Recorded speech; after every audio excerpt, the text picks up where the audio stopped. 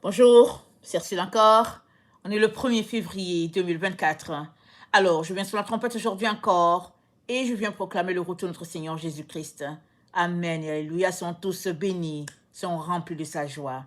Amen. Alors, ressuscitez tous ensemble et assis tous ensemble. Amen. Ressuscitez tous ensemble et assis tous ensemble. L'idée, n'est-ce pas, de l'unité que Christ a acquis pour toute la maison du Père. Amen. C'est ce que Jésus-Christ a fait pour chacun d'entre nous. Il ne nous a pas assis séparés l'un de l'autre, mais il nous a assis ensemble. Amen. Avec lui, avec Dieu le Père, avec les apôtres, ceux-là qui sont partis. Il nous a assis de telle sorte que nous sommes en communion les uns avec les autres. Amen. Unis par le sang de Jésus, unis dans sa résurrection, unis par le sang de Jésus, pardon, unis dans sa mort, unis par sa résurrection. Voilà ce qu'il a fait pour chacun d'entre nous. Amen, alléluia. Et qu'est-ce qui fait que on est disparate sur toute la terre? Qu'est-ce qui fait que on n'arrive pas à s'unir par moment? C'est quoi le problème? Amen. Pourquoi des préjugés? Pourquoi des divisions? Pourquoi toutes les différentes dénominations? Tout ça, c'est dû à quoi? Amen. C'est dû, n'est-ce pas, à l'œuvre de l'adversaire qui ne veut pas que l'œuvre de Dieu arrive, amen, à destination, à maturité. Or, tout ce que Christ a fait, c'est pour que la chose puisse se réaliser, ou bien le plan de Dieu puisse se réaliser comme établi. Et cela ne va pas venir comme ça. Cela va demander que tu sois impliqué, que je sois impliqué, que chacun puisse travailler à cette unité-là. Amen. Parce que Christ a déjà fait sa part. Il est mort, il est ressuscité. Et la Bible dit, le voile du temple s'est déchiré, de telle sorte que les séparations qui étaient là, tout a été aboli, si bien que de deux peuples, il a fait un seul. Et ce qu'il y a là maintenant sur la terre, ça ne vient plus de notre Seigneur Jésus. Ce n'est pas de notre Père. Il ne faut pas que je dise que ça ne vient plus. Il a dit que ça ne vient pas de notre Seigneur Jésus. Ça ne vient pas de Dieu le Père.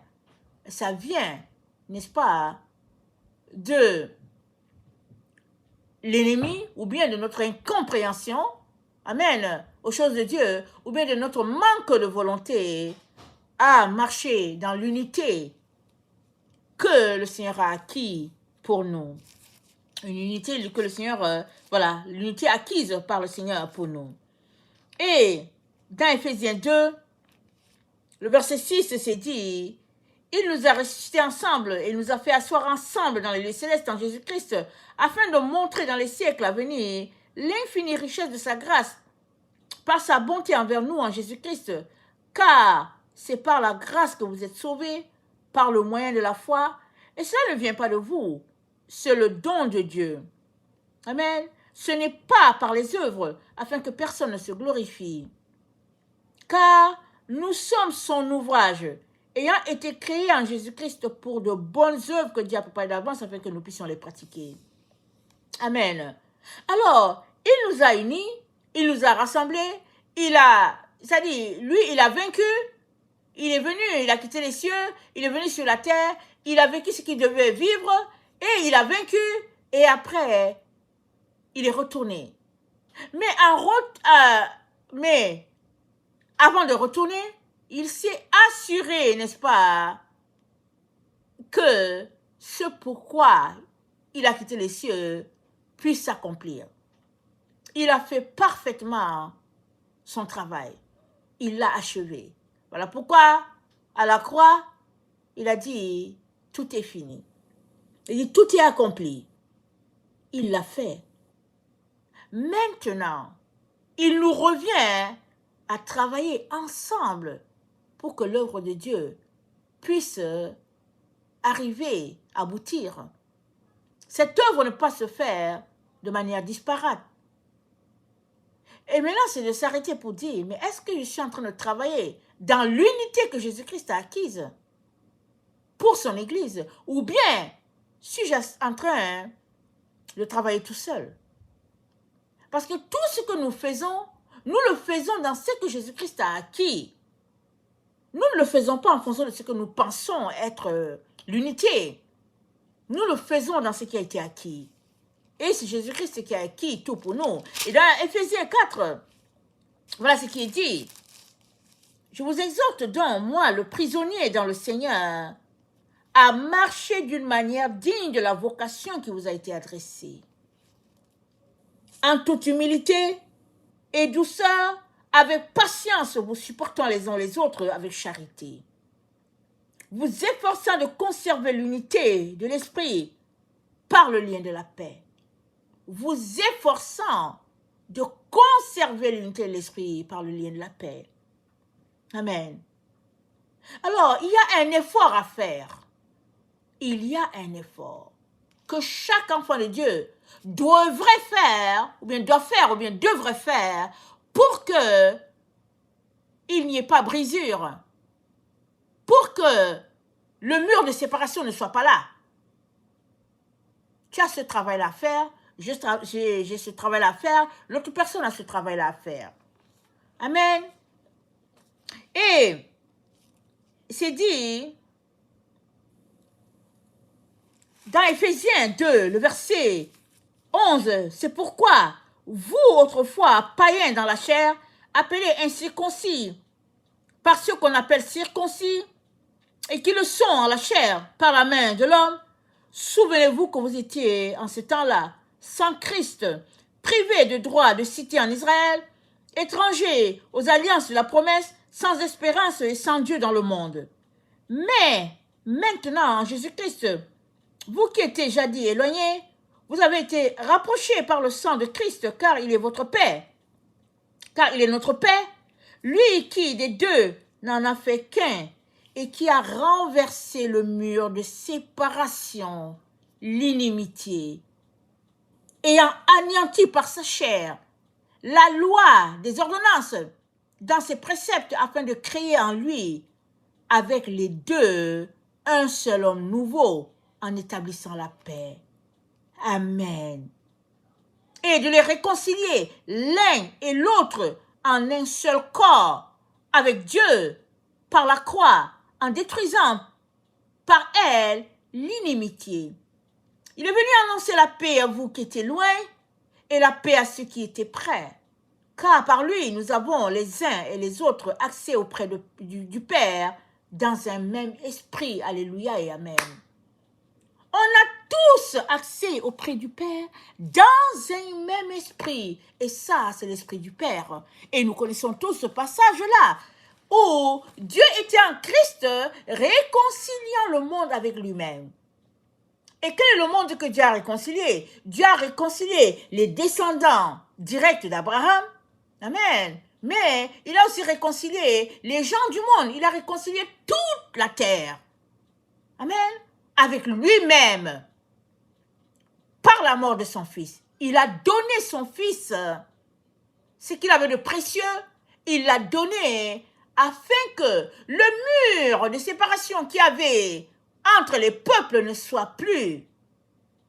Si bien que il y a un seul Dieu et il y a un seul corps.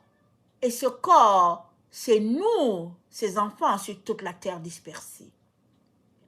Nous sommes donc appelés à travailler à cette unité-là, coûte que coûte, à éviter tout ce qui peut nous séparer, à laisser de côté les préjugés et toutes ces valeurs qui ne minent que l'Église de Dieu au lieu de la faire avancer. Et il nous a réconciliés, non pas pour que nous marchions dans les doctrines établies par les hommes, mais pour que nous puissions marcher dans la doctrine établie par Dieu lui-même. Afin que la gloire de Dieu puisse se répandre sur toute la terre. Et ça revient à chacun n'est-ce pas, de s'examiner, de voir, suis-je en train de marcher dans l'amour envers mon frère, ma soeur? Suis-je en train de marcher dans l'amour envers mon Dieu? Que suis-je en train de poser comme action qui mine l'œuvre de la croix? Que suis-je en train de faire? Et si l'Esprit nous montre que nous ne sommes pas en train de marcher selon ce que Dieu s'attend à ce qu'on doit faire, il est important de se réconcilier rapidement, de demander pardon à Dieu et de retourner rapidement pour que la séparation ne soit plus. Parce que Jésus nous a réconciliés les uns avec les autres. Et c'est dit au verset 19, nous sommes dans Éphésiens 2, le verset 19. Vous n'êtes plus des étrangers, ni des gens du dehors. Vous êtes concitoyens des saints, gens de la maison de Dieu. Vous avez été édifiés sur le fondement des apôtres et des prophètes, Jésus-Christ lui-même étant la pierre angulaire. Vous n'êtes plus des étrangers. Tu n'es plus étranger. Je ne suis plus étranger. Il n'est plus étranger. Nous avons été réconciliés, nous appartenons à Dieu. Pourvu que nous puissions saisir cette vérité, notre vie sera transformée à la gloire de Dieu. Parce qu'il y a la part que Jésus-Christ a fait. Il a fait de nous les enfants de Dieu. Amen et alléluia. Et il y a la part que nous devons faire. C'est poser des actions qui montrent que nous sommes réconciliés avec Dieu, qui montrent que nous travaillons au plan de Dieu, qui montrent que nous sommes un seul corps. Amen. Et que Jésus-Christ est la tête. Colossiens. Excusez-moi. Colossiens 1 nous le dit très bien, on va le lire. Colossiens 1, le verset 18. Il est la tête du corps de l'Église. Il est le commencement, le premier-né d'entre les morts, afin d'être en tout le premier, car Dieu a voulu que toute plénitude habitât en lui. Et il a voulu, par lui, réconcilier tout avec lui-même, tant ce qui est sur la terre que ce qui est dans les cieux, en faisant la paix par lui, par le sang de la croix. Donc Dieu a tout réconcilié avec Christ. On a lu à Éphésiens, il a réconcilié le mur de séparation, amen, entre les peuples, entre Israël et les autres. Et puis maintenant, nous voyons qu'il a réconcilié entre le ciel et la terre. C'est-à-dire, tout a été fait, que ce soit du côté du ciel et de la terre, que ce soit entre les êtres humains, tout a été fait pour qu'il y ait un seul peuple, un seul Dieu, un seul esprit, un seul Seigneur, un seul baptême. Tout a été fait pour que ce soit un.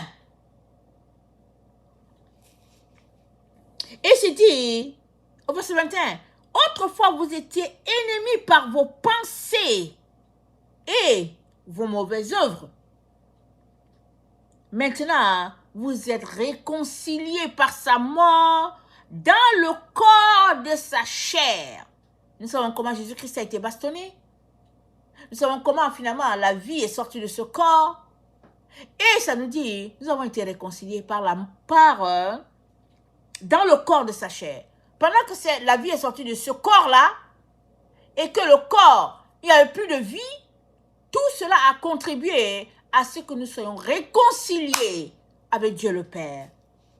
Amen. Afin que nous puissions paraître devant Dieu irrépréhensibles, sans reproche, saints. Amen. Et il dit, si vous demeurez fondés dans la foi. C'est question de marcher dans la foi. Et la foi, c'est une ferme assurance des choses qu'on espère, une démonstration de celles qu'on ne voit pas. Et la foi, c'est en qui? La foi en notre Seigneur Jésus-Christ. Croire qu'il est capable, amen, de compatir à tous nos problèmes. Croire qu'il est capable de nous conduire dans tout ce que nous sommes en train de vivre. Croire qu'il est le seul qui va nous donner d'accomplir encore cette œuvre-là qu'il nous a donnée. Nous devons tout Amen. Nous devons tous avoir cette confiance-là.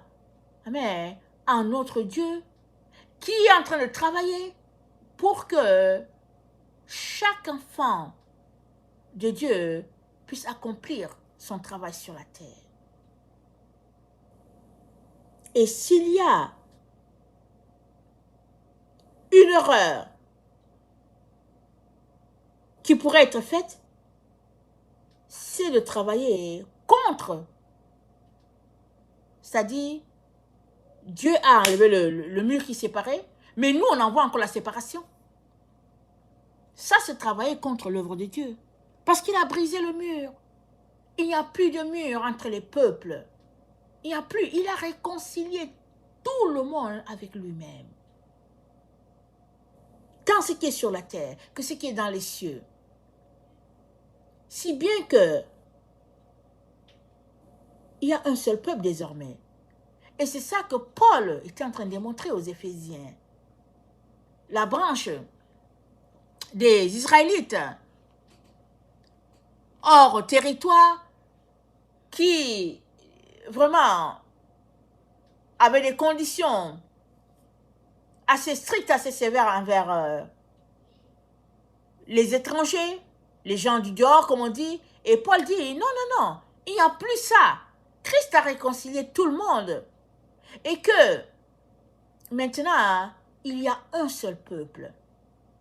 C'est ça qu'il dit. On le voit dans Romains 11. Il dit, il y a un seul peuple. Tout a sauté. Mais c'est chacun qui doit comprendre cela.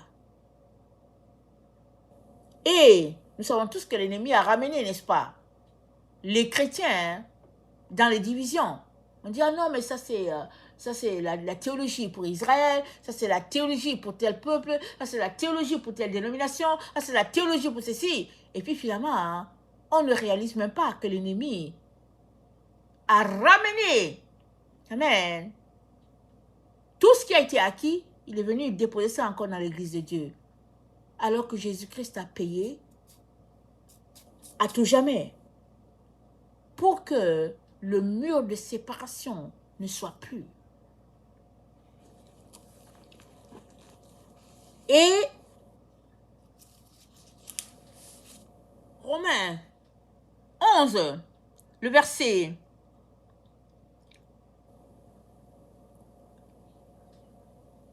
30, de même que vous avez autrefois désobéi à Dieu et que par leur désobéissance vous avez maintenant obtenu miséricorde, de même ils ont maintenant désobéi afin que par la miséricorde qui vous a été faite, ils obtiennent aussi miséricorde.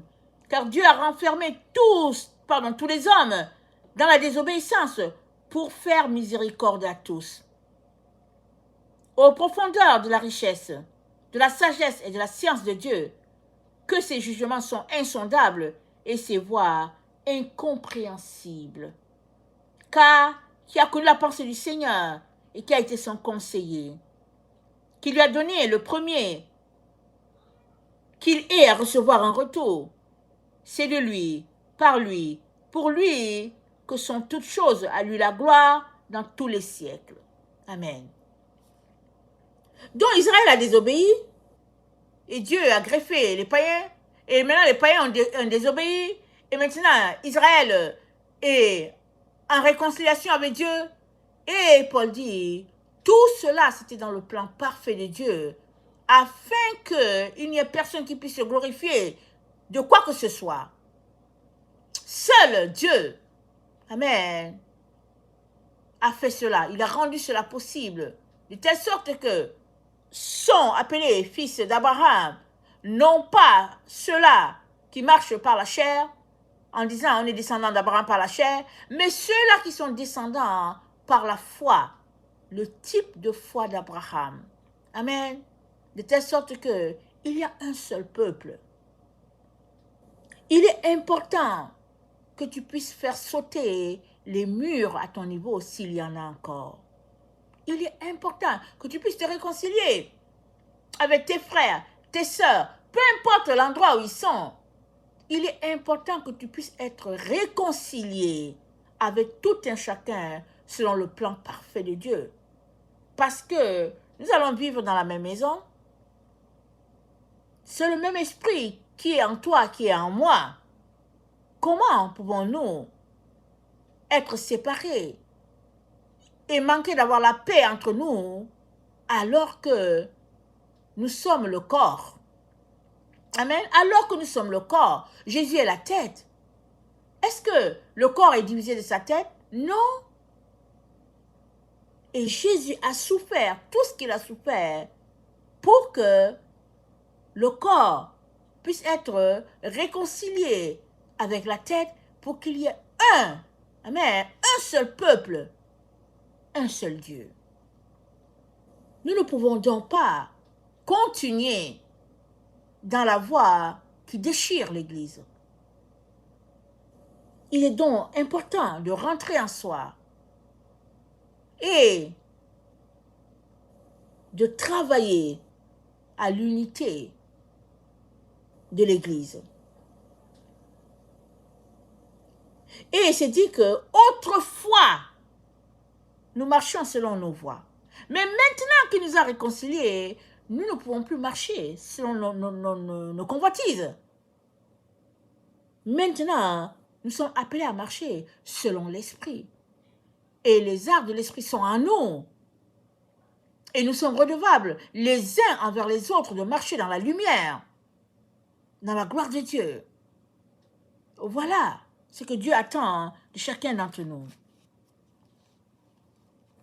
Et dans Romains 12, le verset 16, c'est dit « Ayez les mêmes sentiments les uns envers les autres.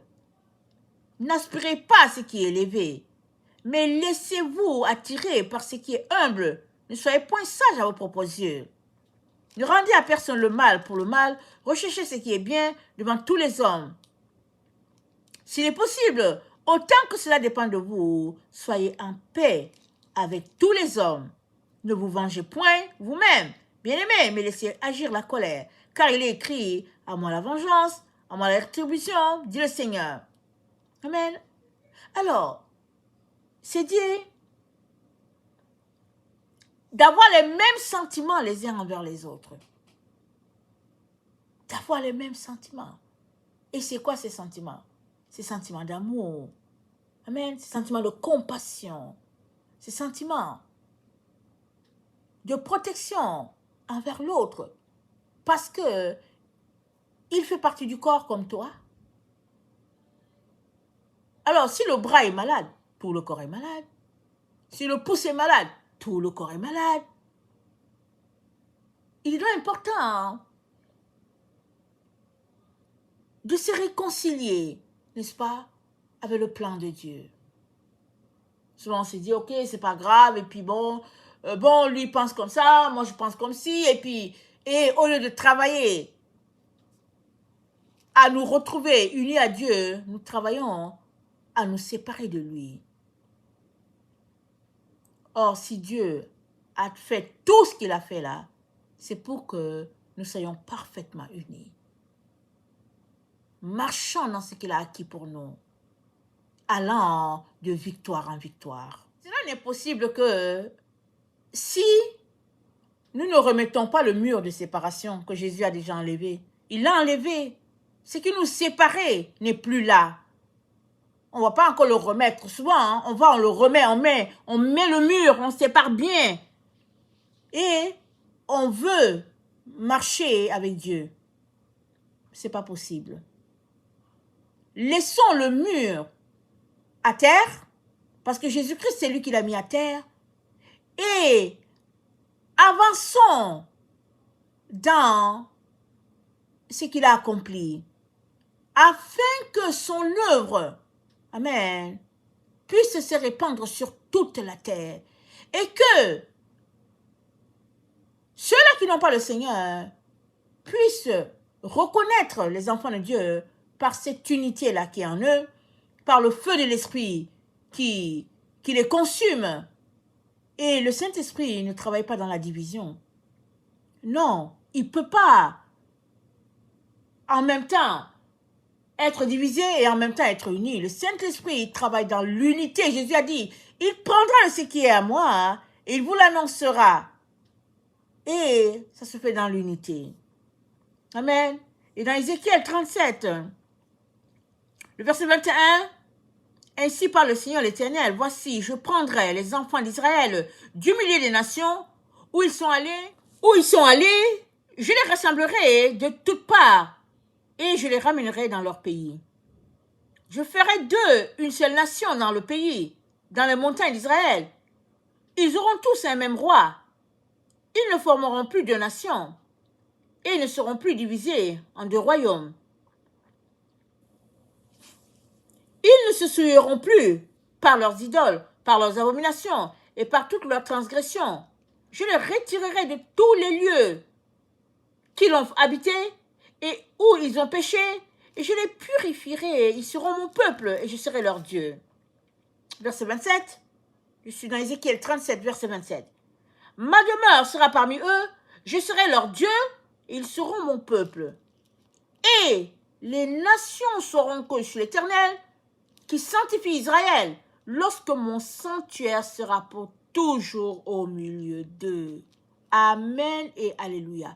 Le sanctuaire de l'Éternel sera au milieu, amen, d'Israël. Mais qui est Israël? Amen. Israël, c'est les descendants, amen, de Jacob. Et qui est Jacob? Le petit-fils d'Abraham, celui qui a reçu, n'est-ce pas, l'héritage. Et qui est Abraham? Celui-là que Dieu a appelé à être le père de plusieurs nations, c'est-à-dire à être ton père. Amen. Dieu a dit à Abraham, compte les étoiles du ciel. Abraham a dit, mais je ne peux pas les compter. Dieu a dit, ta descendance sera pareille. Elle sera ainsi. Alors les enfants d'Abraham ne sont pas divisés. Ils sont unis par le lien de la foi. Amen. Le lien de la paix que le Seigneur Jésus-Christ a acquis sur la croix. Et nous formons un seul peuple, une seule race, différente des autres races, différente des nations, ceux du monde. Nous formons une seule race en Jésus-Christ. Si maintenant, nous qui disons que nous sommes de Christ, nous sommes aussi divisés entre nous, mais comment allons-nous faire l'œuvre? Amen. Comment allons-nous faire l'œuvre? Alors, en ce début, n'est-ce pas, d'année, ou bien début, vraiment, d'un mois qui s'enchaîne directement à tout ce qui se passe, toutes les nouveautés qu'il y a là, il est important que nous ayons cet esprit de conquérant, amen, afin de conquérir toute la terre pour notre Seigneur Jésus. Faisons tomber le mur de l'inimitié. Ça peut être à plusieurs niveaux. Chacun a ses vices ou bien ses faiblesses. Et c'est important d'apporter tes faiblesses au pied de la croix. Jésus-Christ, amen, a payé pour que tes faiblesses ne soient plus. Dans Éphésiens 2, dans Éphésiens, excusez, je dis Éphésiens, mais c'est dans Colossiens. Dans Colossiens 2, au verset 13, c'est dit, vous qui étiez morts par vos offenses et par l'incirconcision de votre chair, il vous a rendu à la vie avec lui en nous faisant grâce pour toutes nos offenses. Amen. Pour toutes nos offenses, il nous a fait grâce. Alors, tu ne peux pas laisser traîner certaines faiblesses en toi. Ça mine l'œuvre de Dieu. C'est important que tu les amènes au pied de la croix, que tu viennes au Seigneur, lui dire, Seigneur, j'ai tel problème, aide-moi. De toutes les manières, il connaît tes problèmes. Mais, il ne va pas te forcer à les déposer. C'est toi qui dois venir à lui pour lui dire, j'ai tel problème, Seigneur, aide-moi. Et il va t'aider. Parce qu'il t'a créé avec une volonté. Et il respecte ta volonté. Mais si ta volonté nuit à ton épanouissement, nuit à l'épanouissement de l'œuvre de Dieu, il est important que tu laisses aller ta volonté. La Bible nous dit que Christ n'a pas considéré quoi que ce soit pour lui-même. Il n'a même pas considéré d'être égal à Dieu, le Père. Il a tout laissé afin que le plan de Dieu puisse s'accomplir parfaitement. Et la Bible dit, voilà pourquoi Dieu va lui donner une descendance nombreuse. Et toi, tu fais partie de cette descendance-là. Tu fais partie de ceux-là qu'il a aimés, qu'il a réconciliés avec Dieu. Et tu ne peux pas laisser les obstacles de ta vie, les vices, les faiblesses t'empêcher d'arriver à destination. Tu dois venir devant lui.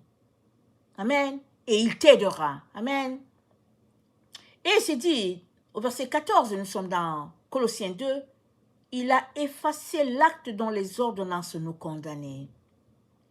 Qui subsistait contre nous, il l'a détruit en le clouant à la croix.